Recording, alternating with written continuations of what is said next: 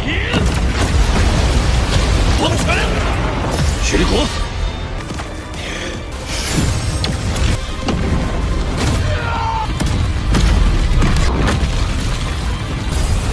我王林，我大之力是与悼念融合了。人神虽毁，一切只有去余味，当的最后一击。你做我！身穿紫甲施展花木，可是要走。Halo kalian semua, selamat datang di channel Donghua Master. Bagaimana kabar kalian semua? Mimin harap kalian semua baik-baik saja. Dan pada video kali ini kita akan melanjutkan alur cerita dari serial Donghua Rinnegan Immortal episode ke-124, yang dimana pada cerita sebelumnya Wang Lin yang masih terpengaruh oleh buah Celestial Ascension sudah mencapai wilayah dari peperangan kuno alias tempat dari makhluk kegelapan yang berniat untuk mengambil jiwa ascendennya Wang Lin, dan di sana Wang Lin hendak untuk balas dendam. Yang di sana Wang Lin menghadapi 3 penjaga dari wilayah peperangan kuno, yang di sana Wang Lin dibuat kaget karena salah satu dari penjaga tersebut adalah mantan muridnya yaitu Hu Pao. Yang karena keberadaan Hu Pao juga membuat Wang Lin sedikit mendapatkan kesadarannya dan bisa berdiskusi dengan baik bersama dengan Hu Pao. Yang singkatnya pada diskusi tersebut Wang Lin menyadari bahwasannya Hu Pao ini memang licik orangnya, yang dimana Hu Pao memiliki niatan untuk membuat teknik pemurnian jiwa milik Wang Lin sebagai teknik miliknya seorang yang agar bisa membentuk negeri ke-10 yaitu negerinya sendiri di wilayah kuno ini. Ya singkatnya karena Wang Lin yang merupakan pemilik dari teknik pemurnian jiwa tersebut, Wang Lin bisa untuk mengambil fragmen jiwa-jiwa yang dikendalikan oleh Hu Pao, yang membuat Hu Pao tidak memiliki kekuatan untuk melawan Wang Lin, dan Hu Pao pun pada akhirnya ia malah tetap nekat menghadapi Wang Lin yang sampai pada akhirnya membuat Hu Pao tewas. Dan juga Wang Lin pada saat terakhirnya menghadapi bawahan terkuat dari si makhluk gelap yang bisa mencapai ranah Ascendant tahap akhir, dan di sana Wang Lin langsung menggunakan teknik peledakan diri yang secara bersamaan juga melepaskan pukulan ke arah dari menara gelap yang merupakan tempat tinggal dari si makhluk gelap, dan itu merupakan inti cerita pada cerita sebelumnya. Kalau gitu pun sekarang langsung saja kita masuk ke bagian cerita terbaru. Cerita ini berlanjut dengan diperlihatkan si makhluk gelap yang sangat marah kepada Wang Lin karena Wang Lin yang telah menghancurkan istana gelapnya, yang di sana ia berjanji kepada Wang Lin bahwasanya ia akan balas dendam kepada Wang Lin sampai 100 kali lipat. Dan setelahnya kita diperlihatkan kejadian sejam yang lalu, yang dimana sebelum Wang Lin melakukan peledakan diri, yang dimana pada saat itu Wang Lin telah mengetahui kondisinya yang terdesak, yang dimana efek dari buah Celestial Ascension sudah mulai menipis, kekuatannya juga tidak akan sanggup untuk bisa menghadapi pertempuran yang berlanjut, yang membuat Wang Lin menjadi sadar bahwasanya jika ia tetap melanjutkan perjalanan menuju ke tempat dari menara hitam itu, maka Wang Lin akan ditewaskan oleh si makhluk gelap tersebut. Jadinya pun Wang Lin memutuskan untuk menggunakan cara terakhir menyelamatkan dirinya, yang dimana Wang Lin menggunakan pil jiwa darah, yang Wang Lin langsung mengancam kepada Yosue untuk memberitahu bagaimana cara menggunakan pil jiwa darah ini, yang jika tidak diajarkan Wang Lin mengancam bahwasanya ia akan terjebak di dalam penjara kehampaan ini untuk selama-lamanya. Karena Wang Lin yang sudah tiada, maka tidak ada orang yang bisa mengetahui keberadaan Yosue ataupun membebaskannya, yang hal itu pun seketika membuat ia juga khawatir, dan ia pun memberitahu kepada Wang Lin bagaimana cara menggunakan pil jiwa darah tersebut.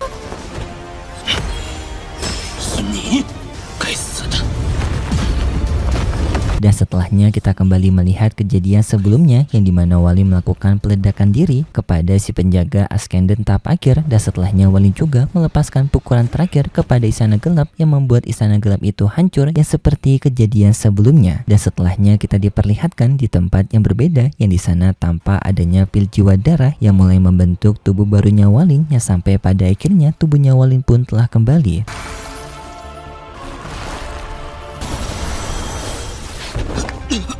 Tetapi tetap saja ternyata Wang Lin masih mengalami luka akibat peledakan diri tersebut, yang pil jiwa darah ternyata tidak menyembuhkan keseluruhan tubuhnya Wang Lin, melainkan hanya berfokus untuk bisa membentuk tubuh Wang Lin kembali setelah peledakan sebelumnya. Tetapi di saat bersamaan juga Wang Lin sadar bahwasanya ancaman sebenarnya dari si makhluk gelap masih belum berakhir, karena Wang Lin yang hanya menghancurkan rumahnya saja, dan untuk keberadaannya ia masih ada dan kemungkinan akan semakin mengejar Wang Lin karena rasa amarahnya kepada dirinya.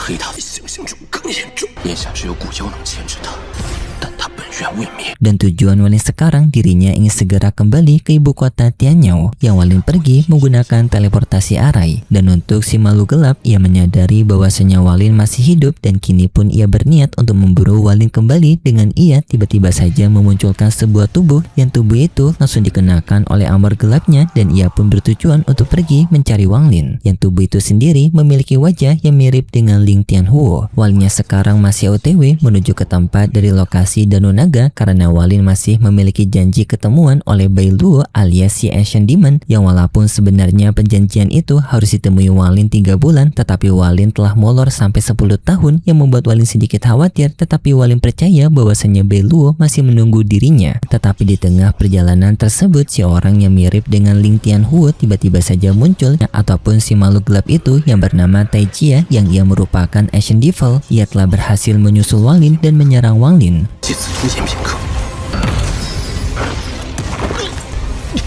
Di sana Walin dibuat sangat kaget karena Tai Jia tiba-tiba saja memiliki tubuh seperti Ling Tianhuo, membuat Walin pun penasaran dan Walin yakin bahwasanya ini adanya asal-usul dan juga alasan tertentu kenapa si Tai Jia memiliki tubuh seperti Ling Tianhuo. Yang di sana Walin langsung bertanya kepada Tai Jia dari mana ia mendapatkan tubuh tersebut. Tetapi Walin mencoba untuk menghindari Tai Jia ini karena kekuatannya yang masih belum cukup untuk bisa menghadapi Tai Jia dengan Walin menggunakan teleportasi untuk mendekati Danau Naga. Ya setelah Walin mendekati Danau Naga, Walin pun langsung memanggil Bai Luo untuk menolong dirinya. Setelah panggilan tersebut, Bai Luo muncul tetapi penuh kecewa kepada Walin karena Walin yang tidak menepati janji untuk melakukan pertemuan 3 bulan tetapi malah molor 10 tahun.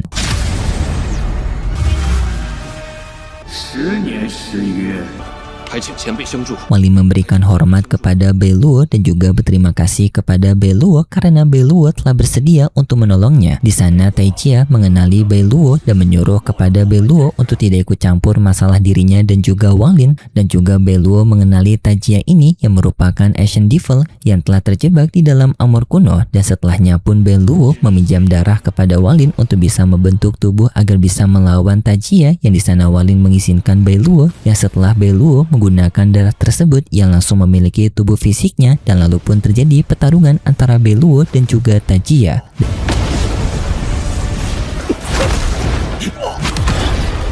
Dan sedangkan untuk Walin sendiri yang langsung melakukan pemulihan pada tubuhnya karena ia yang telah kekurangan darah dan juga masih mengalami luka akibat pertarungan. Jadinya Walin langsung menggunakan pil pemulihan. Dan untuk pertarungan antara Bai Luo dan juga Tai Jia,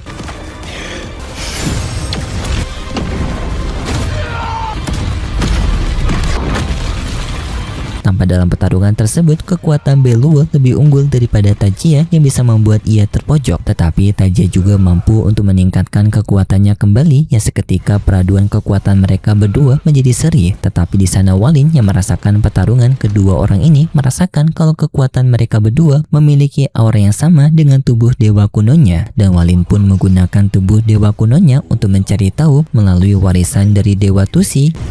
此乃你就源于一脉。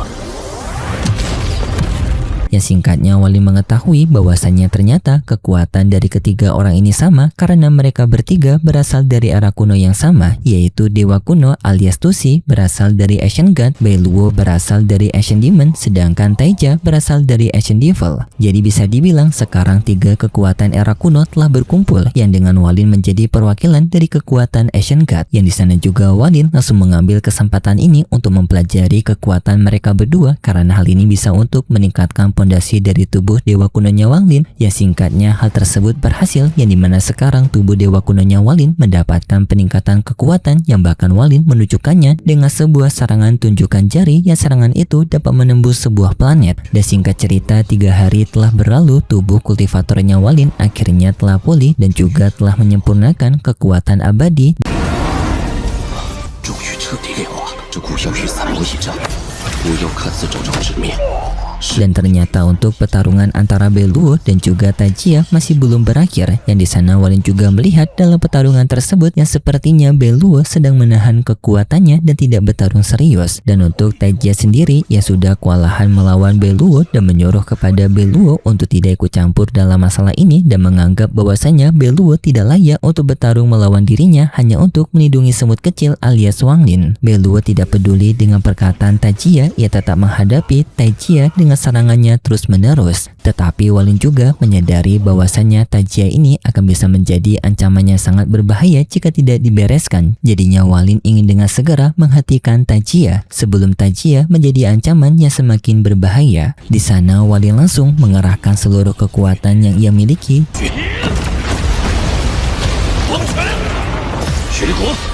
Dimulai dari Sungai Dao, bendera jiwa, dan lalu persenjataannya Walin termasuk dengan Li Guo menyuruh kepadanya untuk menghadapi Tajia. Yang awalnya Li Guo tidak berani untuk menghadapi Tajia, tetapi setelah melihat ekspresinya Walin, Li Guo justru semakin takut dengan Walin dan ia menuruti perintah Walin maju menyerang. Dan setelahnya Walin juga mempersiapkan serangannya sendiri menggunakan Sungai Dao yang ia bentuk sebagai senjata tombak.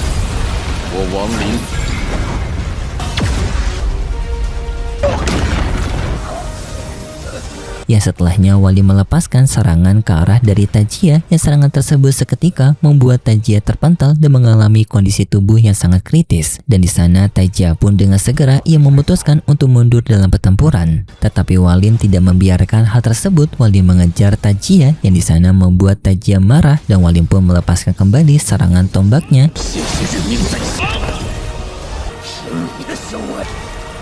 Yang di sana Tajia mencoba untuk menahan serangan tersebut menggunakan pertahanannya, tetapi pertahanan itu tidak mampu menahan serangan tombaknya Walin karena serangan itu memandukan seluruh konsep pemahaman Walin yang membuat serangan tombak itu menembus pertahanan Tajia dan juga menembus tubuhnya.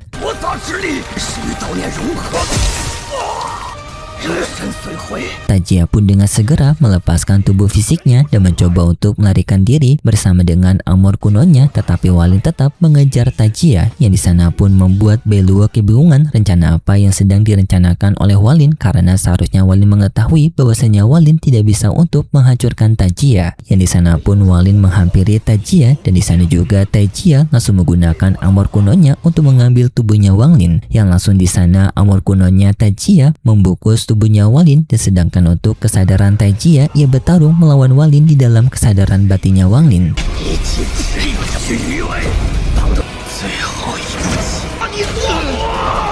Yang singkat cerita, setelah peraduan tersebut kita diperlihatkan dengan tubuhnya Walin yang telah sepenuhnya dibungkus oleh armor kunonya Tajia, dan setelahnya tubuhnya Walin kehilangan kesadaran. Tetapi di sini Beluo menyadari bahwasanya sekarang merupakan peran dirinya untuk menolong Wanglin, yang di sana juga membuat Beluo kagum kepada Walin karena Walin yang benar-benar pandai untuk bisa mengatur siasat. Padahal mereka belum membicarakan bagaimana untuk menghadapi Tajia ini, tetapi Walin telah melakukan pergerakan yang harus membuat dirinya membantu Walin juga karena Walin yang mengetahui kalau Beluo masih membutuhkan dirinya. Jadinya di sini pun Beluo harus kembali untuk membantu Wanglin. Kita berpindah ke sekte Yuntian alias sektenya Walin di wilayah dari Suzakusar, yang di sana Walin telah mendapatkan banyak penghormatan dari para anggota sekte Yuntian, yang Walin telah dianggap sebagai seorang legenda penyelamat dari Suzakusar yang bahkan juga hampir untuk menjadi Suzakushi yang baru, tetapi ia menolak hal tersebut karena ia memiliki jalannya sendiri yang jauh lebih besar, yang dimana hal tersebut diceritakan oleh penatua sekte Yuntian kepada seorang anak muda. Kembali kepada Walin yang masih mencoba untuk mengotak-atik jiwa dari Tajia, yang di sana Walin hendak untuk merubah Tajia ini menjadi roh primordial yang keduanya, yang karena Walin melihat Tajia ini memiliki kecocokannya sangat tinggi untuk menjadi roh primordialnya Wanglin. Dan singkat cerita Walin pun telah tersadarkan diri dengan kekuatannya yang baru dan juga armor kuno yang dari Tajia ini. Di sana Walin merasa puas dan hendak untuk pergi.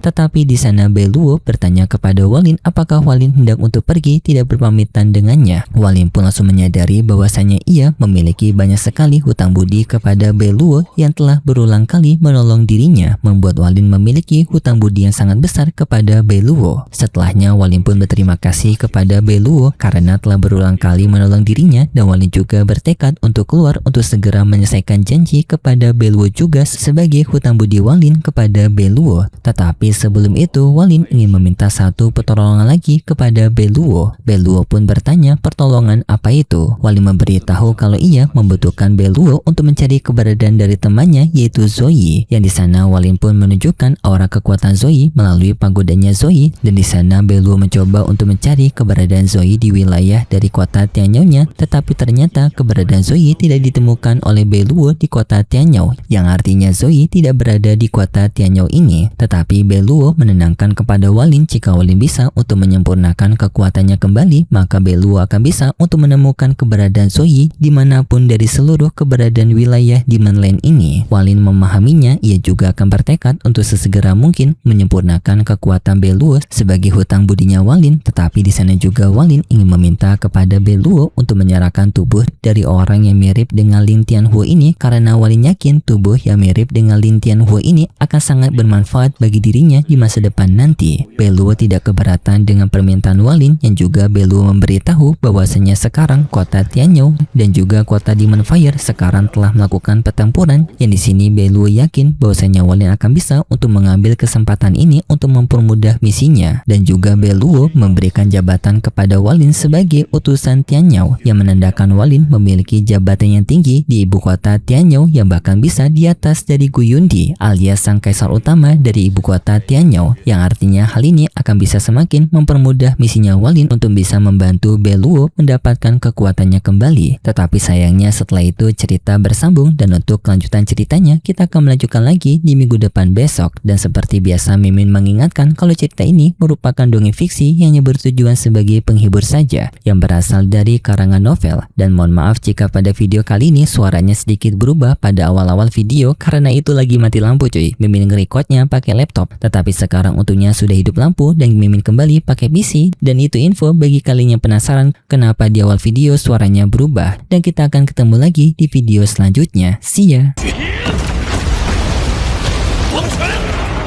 徐国